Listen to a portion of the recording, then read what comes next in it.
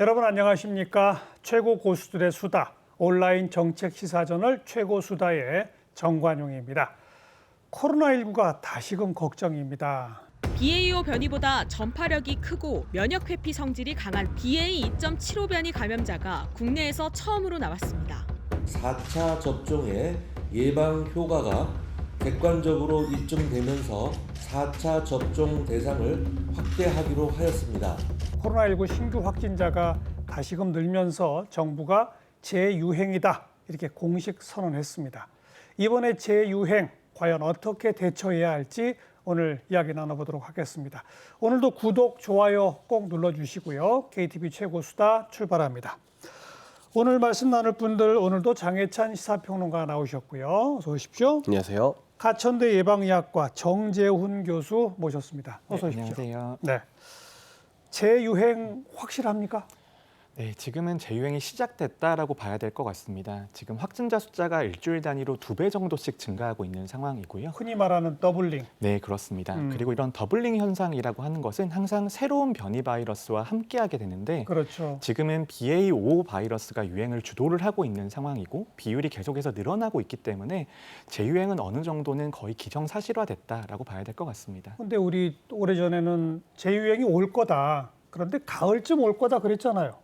그 왜 이렇게 빨라졌죠? 우리 국민들이 대다수 이제 백신 접종을 하셨는데 그 기간이 좀 길어지면서 면역력이 좀 자연스럽게 저하되지 않았는가 하는 부분이 있고 여름철 무더위가 심해지면서 많은 분들이 실내 생활을 하고 있는데 그렇다 보니까 실내에서 좀 모여 있게 되면서 에어컨이나 이런 환기 시설을 통해서도 감염이 많이 될 수 있는 그런 환경에 노출되게 된 것 같습니다. 이러한 원인들 때문에 감염 재생산 지수가 1을 초과하게 되면서 한 사람이 감염됐을 때 한 명 이상에게 이 감염을 퍼뜨리는 확률이 지금 높아지게 되면서 재유행 시기가 앞당겨진 것으로 보입니다. 그 BA.5라고 하는 변이는 전파력이 기존의 오미크론에 비해서 어느 정도나 높습니까? 이 BA.5 바이러스 같은 경우에는 자체적으로 전파 능력은 이미 오미크론 변이이면서 매우 높아져 있는 상태이고 오미크론도 이미 높다? 네, 오미크론도 매우 높은 상태입니다. 그런데 오미크론에서 계속해서 변이가 일어나게 되면서 기존의 백신 접종이나 감염을 통해서 획득했던 면역들도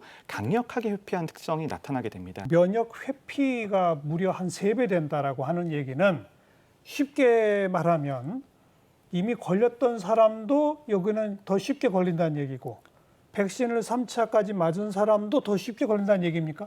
네, 감염을 막아준다라는 측면에서는 말씀하신 부분이 맞습니다. 예.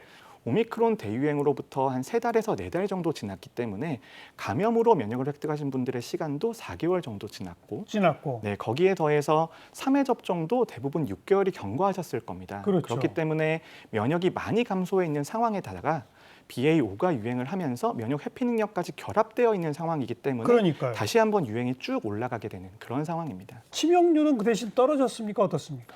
보통 전파력이 세지면 바이러스의 치명률은 떨어진다가 과학계 통설 아닙니까? 다행스럽게 그래도 BA.5 같은 경우에는 오미크론 계통이기 때문에 오미크론의 특성이 상당히 그대로 유지가 될 것으로 보이고 그리고 이미 백신 접종이나 감염으로 면역을 획득하신 분들이 있기 때문에 이 면역이 획득되신 분들은 감염이 된다라고 하더라도 중환자나 사망자가 될 가능성이 많이 떨어지는 것으로 되어 있거든요. 중증화율이 떨어지죠. 네, 그렇습니다. 그렇기 때문에 오미크론 변이가 BA.5가 유행한다라고 하더라도 중환자가 될 가능성은 더 높아지진 않을 것이다. 그 정도의 예상은 가능한 상황입니다. 게다가 과거의 각종 변이들은 외국에서 이렇게 휩쓸고 한참 있다가 우리나라로 오고 그랬잖아요. 그런데 이번에 BA.5는 지금 전 세계가 한꺼번에 막 퍼지고 있지 않습니까? 네, 미국이나 유럽 같이 이 코로나19 대유행을 겪고 어느 정도 안정세에 들어갔다고 평가했던 선진국 같은 경우도 이렇게 새로운 변이종 때문에 다시금 확진자가 폭증하고 있기 때문에 예전에는 우리가 미주나 유럽의 대응을 보고 우리도 저렇게 되겠구나라고 조금 대비할 수 있는 기간이 있었는데 이번에는 사실 비슷한 시기에 재유행을 맞이하게 되면서 그만큼 정부와 방역 당국의 조치가 더욱더 중요하게 된 것 같습니다. 장혜찬 씨 혹시 코로나 걸리셨어요? 저는 한 번도 걸린 적이 없습니다. 저도 안 걸렸습니다. 네. 다행히. 네. 근데 저도 3차까지 맞은 지가 뭐 벌써 거의 1년이거든요. 마찬가지 비슷하죠. 그렇죠. 1년 다 돼가죠. 우리 둘 다 금방 걸리는 거 아닙니까 이제? 충분히 감염될 가능성은 높다라고 볼 수 있고요. 하지만 지금 백신 접종을 3차까지 마치셨기 때문에 감염되신다라고 하더라도 중환자가 될 가능성은 매우 떨어진다라고 볼 수 있습니다. 그 중환자로 진행되는 거를 늦춰주는 효과는 시간이 지나도 유지가 됩니까? 백신의 효과라고 하는 것이 감염을 막아주는 효과와 중환자가 되는 것을 막아주는 효과 두 가지가 있는데요. 예. 감염을 막아주는 효과는 굉장히 빨리 떨어집니다. 어. 하지만 중환자와 사망자가 되는 것을 막아주는 효과는 상당히 길게 유지가 되고 또 하나 중요한 것은 변이가 있다라고 하더라도 이 효과가 상당히 유지가 된다라는 것입니다. 그래요. 네, 그렇기 때문에 접종했는데 왜 감염이 되냐 이런 식으로 이해하신다기보다는 예. 접종을 했기 때문에 감염이 된다라고 하더라도 중환자나 사망자가 되지 않을 가능성이 높아진다. 이렇게 이해를 하셔야 됩니다. 지금까지 말씀을 정리하면 어쨌든 백신을 맞고 또 자기도 모르게 감염됐다가 나았거나 뭐 이런 분들은 여전히 다시 BA.5에 감염될 위험성은 높아졌다. 그러나 중증 환자로 갈 가능성은 여전히 현저히 낮다. 이렇게 정리하면 됩니까? 네, 그렇기 때문에 가장 위험한 집단들이 존재하는 것이죠. 아직까지 연세가 높으신 분들 중에서도 한 번도 접종을 하지 않으신 분들, 아니면은 네, 감염도 한 번도 안 되신 분들, 이런 분들은 아직까지 여전히 매우 위험하다고 볼 수 있거든요. 예. 이분들을 어떻게 설득을 해서 접종을 해드릴 수 있냐가 지금 위기의 대응에 있어서 매우 중요한 부분입니다. 8월 중순부터 9월 말 최대 20만 명의 환자가 나올 것으로 전망했습니다. 이에 정부가 코로나 재유행에 대비해 선제적 대응 방안을 마련했습니다. 먼저 백신 4차 접종 대상자를 확대합니다. 50대와 18세 이상 기저질환자, 장애인과 노숙인 시설 입소자와 종사자로 확대합니다.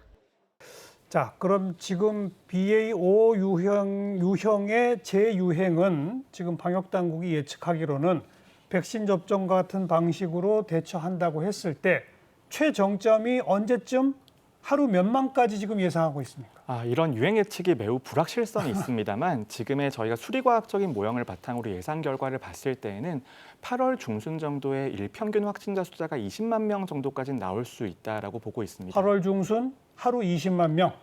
그런데 하루 20만 명이라고 하는 수치가 일주일 평균 20만 명이거든요. 근데 예. 우리나라 데이터를 보면 항상 화요일, 수요일은 확진자가 늘어났다가 그렇죠, 주말이 되면 그렇죠. 감소하는 패턴이기 때문에 일주일에 20만 명이라고 하는 것은 화요일과 수요일 기준으로 봤을 때는 뭐 25만 명 정도까지는 충분히 나올 수 있는 그런 예. 상황입니다. 그러면 지난번 하루 한 60만 명 뭐 이렇게 가던 것까지는 안 가는군요, 이번에는. 전체 유행 규모로 봤을 때는 오미크론 대유행의 절반 정도가 될 것으로 예상을 하고 있습니다. 그리고 그 다음부터는 다시 좀 꺾인다. 네, 그럼 자연스럽게 면역 획득 수준이 높아지면서 감소가 될 수 있다. 이렇게 보고 있습니다. 그러지만 다시 또 새로운 변이가 나오면 또 생길 수 있다. 네, 그렇습니다. 지금의 이 재유행이라고 하는 것이 예. 한 번, 두 번으로 끝난 성질은 아니고요. 앞으로 10년, 20년 정도에 걸쳐서 이런 반복된 재유행들이 있을 겁니다. 하지만 이 의미 있는 재유행, 피해가 큰 재유행이라고 하는 것은 저는 이번 재유행과 그 다음 재유행 정도까지는 의미 있게 대응을 하지만 그 다음부터는 그래도 일상에 훨씬 더 가까이 가 있을 것으로 예상을 합니다. 네. 윤석열 정부는 과학 방역이라고 하는 새로운 용어를 어떻게 보면 만들어낸 거 아닙니까?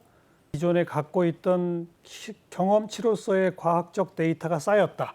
그리고 민간 전문가들과 함께 과학적 방법을 논의해서 이제부터는 대책을 세우겠다. 그런 거죠. 좀 이렇게 설명을 드려야 될 것 같아요. 지난 2년 동안은 우리가 가지고 있는 코로나19에 대한 데이터가 많지 않았습니다. 그러니까 매우 혼란스러운 상황에서 코로나19라는 새로운 바이러스를 접하다 보니까 아무래도 아주 체계적이거나 좀 미시적으로 딱딱 맞는 그런 접근을 하기는 좀 어려웠던 측면이 있습니다. 예. 그런데 이제는 코로나19의 어떤 특성이나 변이 바이러스에 대한 다양한 정보가 축적되었기 때문에 이 바이러스의 유행과 그 특성에 맞는 대책을 조금 더 과학적으로 내릴 수 있다는 측면에서 과학 방역이라는 용어를 썼던 것 같고요.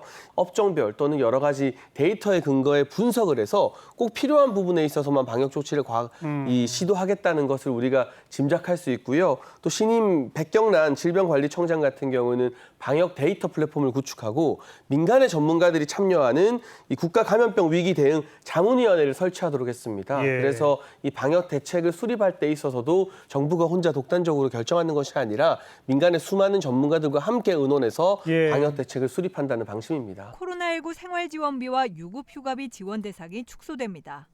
앞서 정부는 이번 조치가 하반기 재유행에 대비해 재정 여력을 안정적으로 관리하기 위한 것이라고 설명했습니다.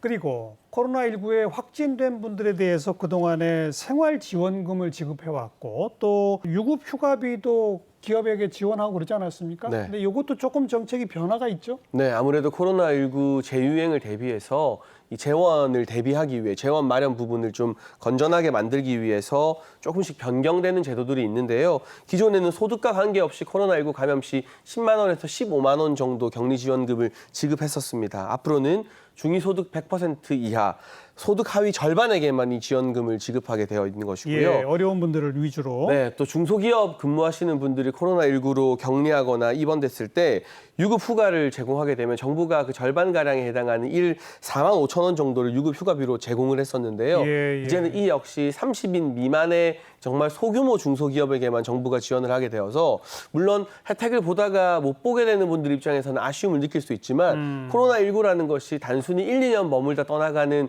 이 계절 유행 독감이 아니라 이 인류가 계속해서 싸워야 하는 대규모 감염병이라는 것이 지금 드러나고 있기 때문에 예. 지속적인 재원의 안정적 관리를 위해서 부득이한 조치라는 점을 좀 설명드리고 이해를 구해야 될 것 같습니다.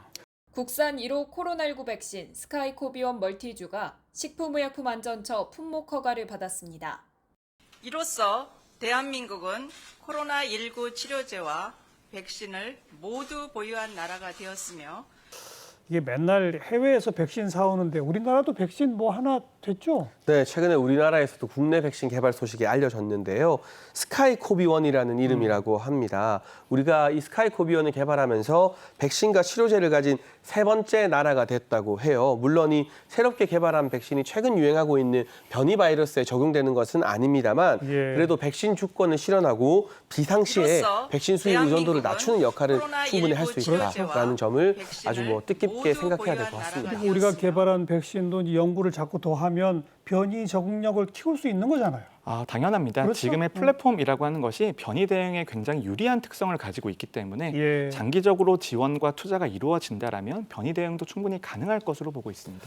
그리고 그동안 뭐 검진 따로 진료 따로 이러던 걸 한 군데서 합치는 원스톱 진료기관이라는 게 있지 않습니까? 네, 이제 재유행을 대비해서 원스톱 진료 기간을 1만 개로 확대한다고 하는데요. 이렇게 되면 우리가 이 감염병이나 코로나19에 걸렸을 때 별도의 진료 기간 찾고 또 방문하느라 시간을 따로 소요하는 것이 아니라 최대한 가까운 곳에서 바로 진료를 받을 수 있기 때문에 검사와 진료 사이에 속도가 줄어들게 되면서 감염병에 대한 대처도 훨씬 빨라질 것으로 기대를 모으고 있습니다. 네. 이처럼 뭐 온갖 감염병들이 자꾸 닥치니까 우리 2027년까지 중앙 감염병 전문 병원을 만들기로 한 게 있죠? 네, 서울 중구의 미 공병단 부지에 150개 이상의 음압 병상을 갖춘 시설이 구축될 거라고 하는데요. 이러한 이 중앙 감염병 전문 병원 시설이 구축되게 되면 우리가 예측하지 못했던 새로운 감염병이 국내에서 유행해도 이걸 좀 조기에 어떻게 보면 새로운 시스템에서 대처할 수 있는 그러한 환경이 마련되는 것이기 때문에 그렇죠. 이후에는 우리가 감염병 대처에 있어서도 선진국들의 수준을 따라갈 것을 기대하고 있습니다. 네. 자, 이처럼 이제 감염병과 인류는 완전히 이별할 수 없습니다. 계속 함께 살아갈 수밖에 없다면 우리도 이 감염 대응 양상 또 대응 체계, 병원 설립 또 백신 연구 꾸준히 더 노력을 해서 어떻게 좀 신속하게 치명률을 낮추면서 잘 대응할 것인가 이쪽의 역량을 획기적으로 좀 키워야 할 것 같습니다.